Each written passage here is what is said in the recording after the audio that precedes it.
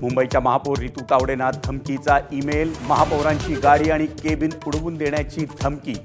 महापालिका प्रशासन आणि सुरक्षा यंत्रणा सतर्क.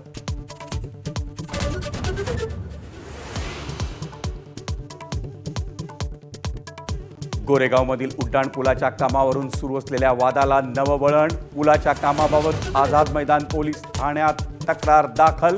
2021 सालीच उड्डाणपुलातील त्रुटी दाखवणारा अहवाल समोर आला होता.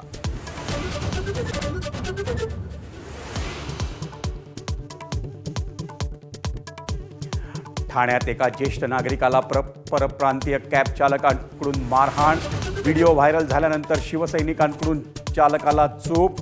घटनेच्या 14 तासानंतर कॅब चालकाविरोधात गुन्हा दाखल.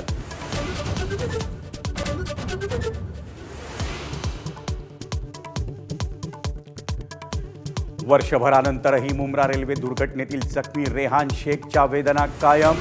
25,000ची कमाई आता अवघ्या 7,000वर. हात निकामी, जेवणही पत्नीच्या हातानं. वर्षभरानंतरही रेहान शासकीय मदतीपासून वंचित.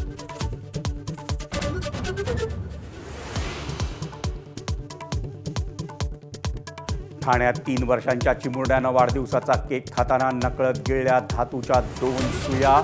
48 तास चिमुरडा होता मृत्यूच्या दाढेत. केक खरेदी करताना पालकांनी काळजी घ्यावी, रेहानच्या आईचं आवाहन.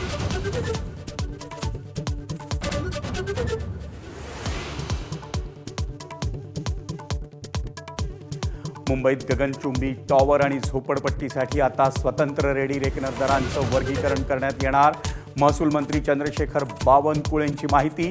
पुढील आर्थिक वर्षापासून अंमलबजावणी होण्याची शक्यता.